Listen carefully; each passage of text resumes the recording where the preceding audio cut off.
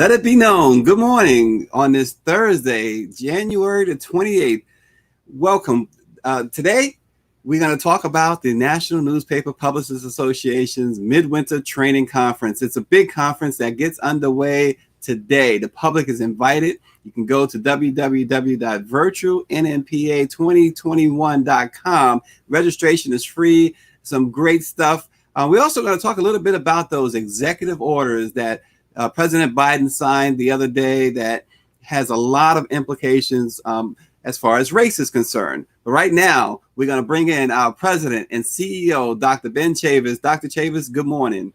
Good morning, Stacey. How are you? And to all of our brothers and sisters from around the country, welcome to the Black Press of America. This is another day that the Lord has made. And of course, there's breaking news. The Biden administration has taken this whole issue of equity seriously, making a challenge to white supremacy and racial injustice and all the various inequities. And I'm glad to hear him say a whole of government approach. And then, of course, we have our conference today, the 2021 Midwinter Conference of the Black Press of America. And our theme is, the challenges, the opportunities and responsibilities amidst COVID-19. So it's going to be a great day at 11 o'clock Eastern Time, 10 o'clock Central Time, 8 a.m. Pacific Time. So go to that website that's been on the, virtual NNPA2021.com. Yeah, absolutely. Please register. You don't want to miss it. Going back, Dr. Chavis, the president's orders included addressing the history of discriminatory housing policies and directing the U.S. Department of HUD, Housing and Urban Development, to correct this systemic problem. Dr. Chavis, you've seen it all. You fought hard for justice, racial justice, environmental justice. In fact, today the president is going to sign some more executive orders surrounding the environment and environmental justice. But what did you take from the president's speech? I mean, it seemed almost historic. It was historic to hear a president of the United States take the position, Stacey, that he took about, the inequities. When last year, right after George Floyd, everybody started talking about systemic racism. And, the last administration, the Trump administration, was in denial that there was systemic racism. They were on all the networks saying that, yeah, there are problems, but these are isolated incidents of police brutality. Now we know it's not only a change in the administration, there's a change in the public policy of the federal government. Now there's not only a recognition that there's systemic racism, but what are they going to do about it? And so the solution, which I was very pleased, he asked Ambassador Susan Rice, who's over the Domestic Policy Council of the White House, to coordinate a whole of a government issue to take equity seriously, environmental equity, environmental justice. We're disproportionately exposed. One of the reasons why, Stacey, COVID-19 is so devastating on the Black community and other people of color communities because of all the pre-existing health conditions. And the pre-existing health conditions are socially determinative.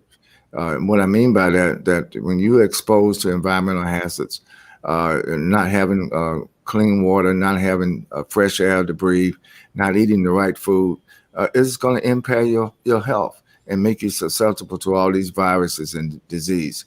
So I think that this is a very timely announcement by the Biden-Harris administration. And those of us who work in the Black press, those of us who work in the public policy arena, it's welcome news. Oh, absolutely. In addition to that, here's something that I know you all are interested in, that the president said that he would push Congress to enact the John Lewis Voting Rights Act. He said unity and healing must begin with understanding and truth, not ignorance and lies. Exactly. We need to restore and expand the Voting Rights Act named after Congressman John Lewis. Dr. Chavis, I know that resonated with you.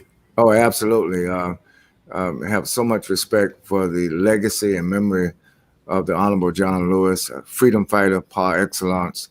Not only before he went to Congress, but John Lewis is one of the founders of the Student Nonviolent Coordinating Committee, SNCC. He also worked with Dr. King and SCLC. He was the youngest speaker at the March on Washington in August of 1963. And of course, John Lewis is, to name the new Voting Rights Act in his name is quite appropriate, because look what happened in 2020. If it hadn't been for the black vote in 2020, Stacey, we would not have a new administration in Washington. We would not have two new senators from Georgia. The black vote, and I'm going to give a shout out particularly to black women who helped lead getting out the black vote across the country. Stacey Abrams, Latasha Brown, and many, many others worked so hard, to make sure that the vote would be out and that we would be determinative. So now we're in 2021. And so like we used to say, Stacey, elections have consequences. And because the black vote has such a high turnout, now the consequences are we got a new president, new vice president, new cabinet, new people over the regulatory agencies, and therefore new opportunities for Black America, even during the COVID-19, which is very, very dangerous. We have to also strive to move forward, protect ourselves, keep wearing those masks, social distancing, wash your hands. And if you're eligible to get the vaccine, you should get the vaccine. Yeah, absolutely. We had Dr. Ebony Hilton on yesterday, and she really championed getting the vaccine. She's been vaccinated twice. We also had Nurse Patricia Cummins on, who inoculated Kamala Harris, Vice President Kamala Harris, and she also said, do your research and make sure that it's right for you. But she is not opposed. She got the vaccine shot twice now too. Dr. Chavez, I do want to ask you, we again talking about the Biden administration and what's going on in Congress right now. Are you at all surprised, Dr. Chavez, that many Republicans are still digging their heels in their backing of the former president? Well, yeah. Well, you asked am I surprised? I'm not surprised, but I think it is revelatory, and it exposes how deep-seated white supremacy was during the last 4 years. And, those people want to bring him back in 2024. That's why they're not going to vote for conviction during the impeachment trial. And that is why they're going to try to work hard now. The next elections are 2022 midterm elections. So everybody's got to stay vigilant. And that's why we're hoping that the John Lewis Voting Rights Act will be passed by Congress as soon as possible, so that we can stop all the voter suppression. We just had the census. They're going to redraw the congressional lines based on the new census report. And our concern is that during last year, African Americans, Latinos, and other people of color were probably severely undercounted. And therefore, so we're going to have to be on guard. And the new Voting Rights Act, if it's passed by Congress, will help protect the black vote this year, 2022, 2023, as well as 2024, the next presidential race. It's amazing that we're just beginning 2021 with a new president, and people are already now gaming, position themselves for 2024. It's what Frederick Douglass said a long time ago, who was also a black publisher in the tradition of the 194 year of the black press in America. Frederick Douglass said, freedom is a constant struggle. And so voting rights, a constant struggle. Environmental rights, a constant struggle. Racial justice, constant struggle. We can't relent. And that's why every morning, Monday through Friday, we let it be known and break the news. Stacey, thank you so much. Yeah, well, and let it be known, Dr. Chavez, one of the things that struck me with the president, and this was from the president, he says it was the knee on the neck of justice, and it will not be forgotten. Speaking of the George Floyd incident, yes. So he reiterated his views on that and said that we have to get that George Floyd Justice and Policing Act passed as well. Absolutely, very important. I was talking to some members of the George Floyd family. They live in Houston, Texas now. We're going to help work with establishing a George Floyd Family Foundation for racial justice and to support the Justice and Policing Act. And the fact that it's being called the George Floyd Justice and Policing Act is very important that legislation also be passed. So, we have to fasten our seatbelts. 2021 is going to be a year where not only news is made, where not only some progress in racial justice area is made, but also we want to make sure that the opportunities, we need an economic recovery, Stacey, in the Black community. We need to refortify and resustain our businesses. The members of the National Newspaper Publishers Association, these are local, family-owned, Black-owned businesses, and we want to make sure our businesses are sustained. I'm very proud that our chair, Karen Carter Richards of the NNPA, is leading the way in 2021 to make sure that all of our member publishers' businesses not only to recover from COVID, but to do well. And I think that there's some bright signs ahead in terms of how equity also, Stacey, is going to play with economic development, with Black community economic development, with entrepreneurship, refortifying and sustainability of Black-owned businesses. All that is on the table now, not only for discussion, but activation of the plans to ensure equity, equality, and empowerment. I call it 3 E's: equity, equality, and empowerment. Well, there you have it. And thanks for breaking that news about the George Floyd family in the Black press. That is fantastic. And we also have some other programming news that's sort of breaking. So during the lunch break today for the NNPA's Midwinter Training Conference, we're going to have the father of Jacob Blake here. We're going to have a live interview during the lunch break to this afternoon. So stay tuned at noon right here. And if Dr. Chavis is not too tied up, we really welcome Dr. Chavis to join us for that special interview at noon during the lunch break of the virtual NNPA 2021 Midwinter Training Conference. Go to virtualnnpa2021.com to register. Registration fees have been waived. The Black Press, Dr. Chavis, our president and CEO, he and our chair, Karen Carter Richards, and our executive administrator, Claudette Perry, have determined that it was just too important to not have a fee so that everyone can come in and enjoy this conference and take away such great information, Dr. Chavis, that will be available. Absolutely. And it starts at 10 a.m. Central Time, 11 a.m. Eastern Standard Time, 8 a.m. Pacific Time. Please tune in. Go to www.virtualnnpa2021.com. Yeah, and you know, Dr. Chavis, before we get more into the conference, which we will do in a moment, the other part of the president's executive orders was to rescind the former administration's 1776 commission, which focused on so-called patriotic education. And we know under that administration and under the former Secretary of Education, it was a catastrophe, to say the least. Can you speak to that 1776 commission and how important that executive order was to abolish that?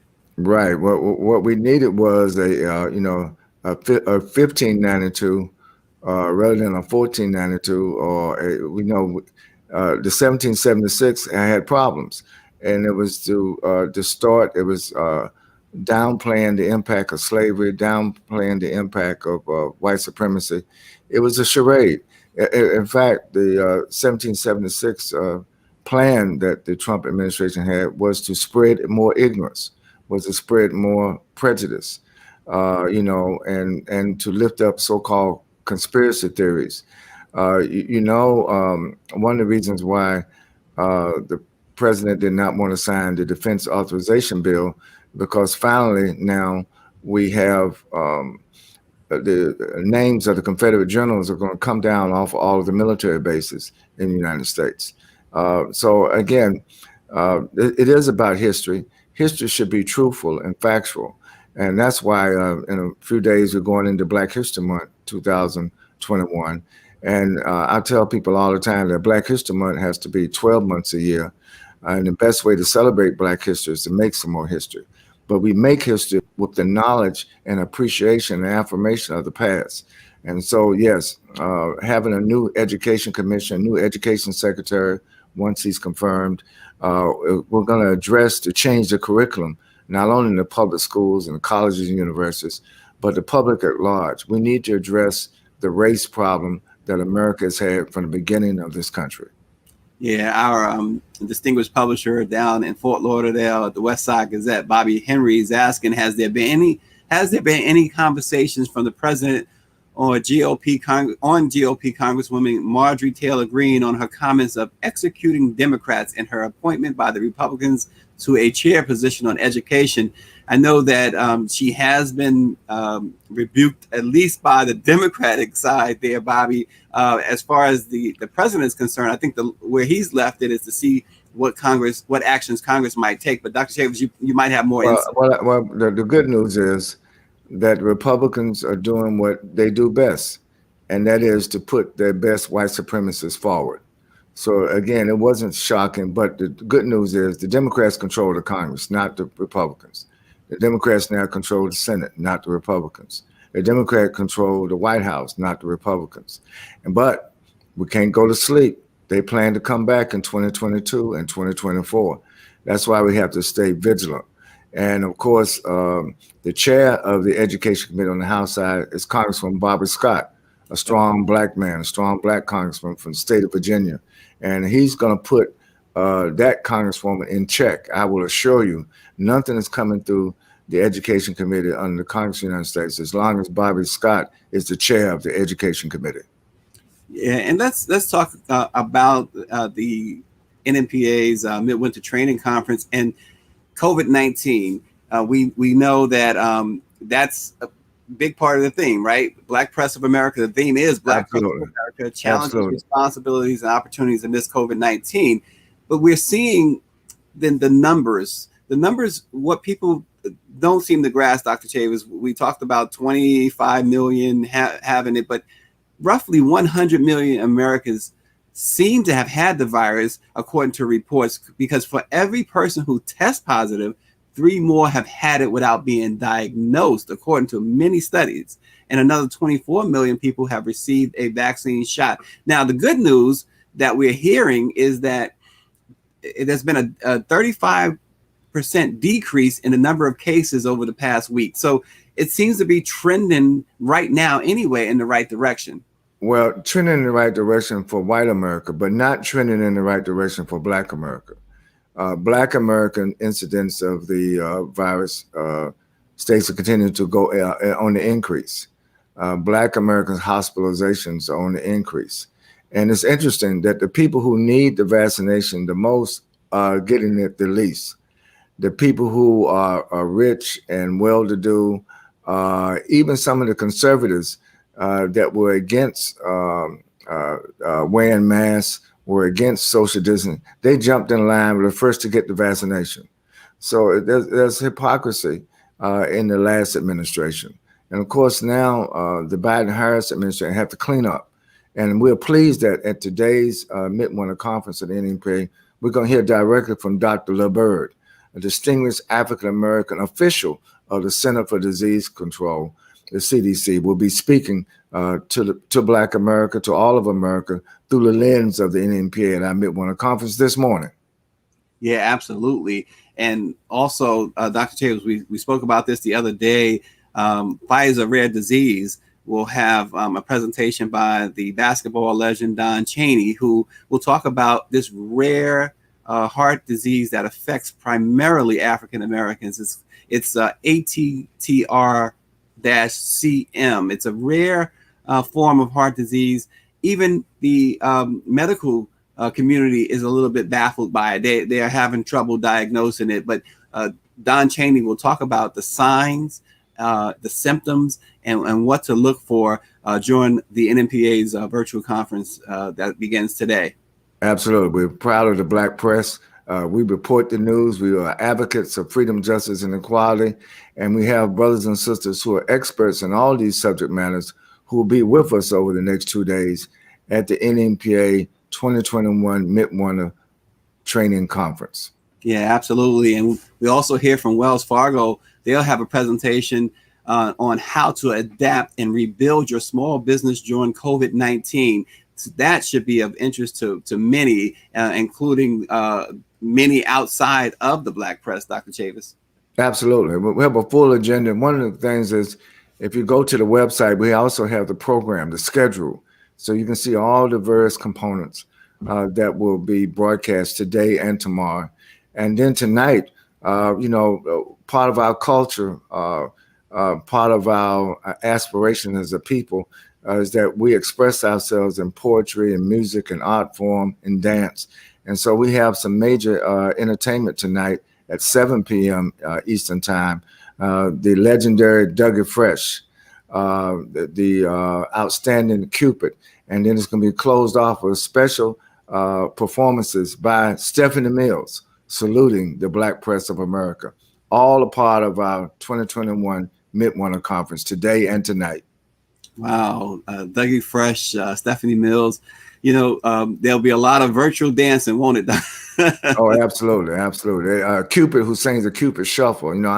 I'm a little slow on the line dance, but I know people are gonna be getting up doing the Cupid Shuffle tonight in the entertainment section of the Midwinter Conference. Well, we've seen you get up, Dr. Chambers. You're not that slow. We've seen you. We've actually seen you. Dougie Fresh. It's interesting too, Dr. Chambers. Something else near and dear to you. I know Dougie Fresh is also helping to push the Universal Hip Hop Museum that's under construction now in the Bronx. That should be an amazing. I think it's scheduled to open in 2023, but that should be an amazing building to go see all the history there. You are a great part of that hip hop history, Dr. Chavis. Let's just segue just a moment and talk a little bit about that. Yes, well, thank you. The Universal Hip Hop Museum in the Bronx, New York, as construction has started. They had the ribbon cutting, and I'm so pleased. And in that museum is going to be something called the Hall of Respect. And that'll be a listing of all the contributors to hip hop culture. What started in the South Bronx over 50 years ago is now a cultural phenomenon that's all over the world. And we want to make sure we don't miss anyone. The artists, the programmers, the producers, those who in front of the camera, those behind the camera, all played a vital role. And I give a shout out to my colleague from days in the past, Russell Simmons, co-founder of Def Jam Records. He'll be there, and many, many others. Fat Joe. I don't want to start calling the names. LL Cool J, Chuck D, Ice Cube, and Ice T. I mean, the list goes on. MC Light, Salt and Pepper, Queen Latifah, Sister Soldier. Everybody's going to be at and portrayed and given credit at the Hall of Fame of the Hip Hop Museum. Yeah, and Dr. Chambers, you said 50 years ago, and years ago, they said hip hop was just a fad. It was going to go away. And here we are now. You can't have a hit record without it containing some hip hop. Exactly. I noticed even in the automobile industry, if they want to have sell cars, they just have a hip hop track to get people's attention to the vehicle. So hip hop is a cultural phenomenon. That's part of what needs to be also taught in our school system, how culture and arts and music play a vital role in people's human development. And this is a part of growth. This is a part of expression.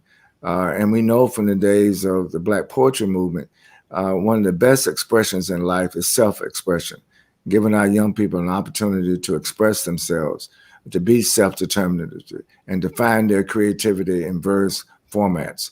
And that's why in the Black press, we cover a wide range of subject matters, the news of the day, the cultural aspirations, and those legendary figures in sports, entertainment, and all fields of life. It gives you not only a composite overview of Black life, but also what it means to be part of the human race, to be creative, to be determined, and leave a legacy that everybody will be proud of. It's 194 years of the Black press of America, and we'll certainly salute today. And I want to point out that on Friday, our Lifetime Achievement Award, Stacey, is going to the Reverend Dr. John Warren, the distinguished publisher of the San Diego View and Voice and Viewpoint newspaper in San Diego. So a shout out and salute to John Warren, and congratulations to be the NMPA 2021 Lifetime Achievement Award recipient. Yeah, no more deserving recipient than John Warren out in San Diego. Dr. Chavis, again, tying in with the conference and of course with the president and his executive orders. One of the things that he did, he pledged to do his part in the fight against systemic racism, but he also said he wants all federal agencies to review equity in their programs and actions. With the executive order he signed, President Biden demanded that the Office of Management and Budget analyze whether federal dollars are equitably or equally distributed in communities of color. Last month, his team did tell the Black press that Biden, the president, intended to follow through on legislation put forth by Congresswoman Eleanor Holmes Norton of Washington, D.C. The Congresswoman's bill mandates that all federal agencies provide a line item in their budget for money spent with Black and Latino-owned newspapers and businesses. So it's a huge deal for the Black press there, Dr. Chavis. Absolutely. We're making progress. And I tell people all the time, be careful what you pray for, because God will answer your prayers. And the prayers of Black America being answered every day. But that means, you know what? That means we got to keep praying. Don't stop praying. We got to keep struggling. Don't stop struggling. Got to keep speaking out. Don't stop speaking out. That's what the Black press for 194 years has been about. We're going to keep publishing and speaking truth to power.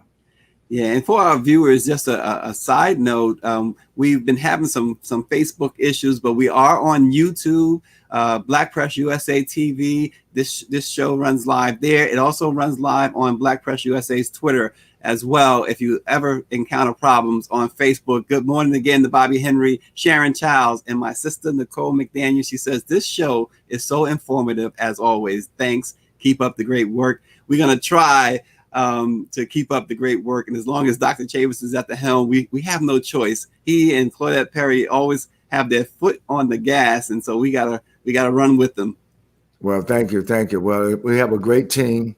A team working together, that's the team that wins. And we're so proud of the 230 African-American owned newspapers and media companies that are part of the membership of the National Newspaper Publishers Association. And I'm just so proud of Black America. I mean, I think while everybody rightly has to be focused on what happened on January the 6th, but I also go back to what happened on January the 5th.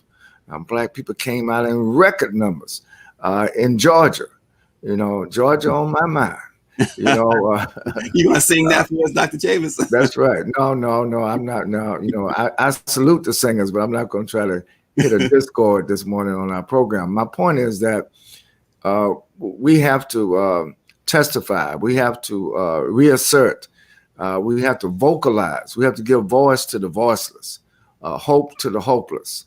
And that's what we're about. And we're going to continue to put the news out in a way that inspires our people to be not only history makers and change doers, but those that represent the best of all of humanity.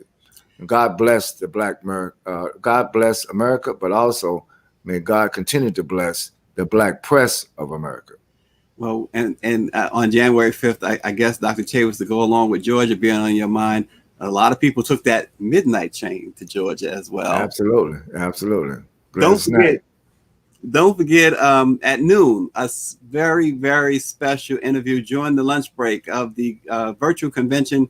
We will have Jacob Blake Sr. and Justin Blake to talk about that situation in Wisconsin, how the family's doing. We will keep you up to date. Join us and let it be known, of course, every morning at 7:30. Next week, of course, begins Black History Month, and we will have a lot of surprise guests for you throughout the month. So stay tuned. So let it be known, equality is the soul of liberty. There is, in fact, no liberty without it. Everybody stay safe, wash your hands, wear a mask, social distance. We'll see you at noon today, but certainly tomorrow morning as well. Have a great day.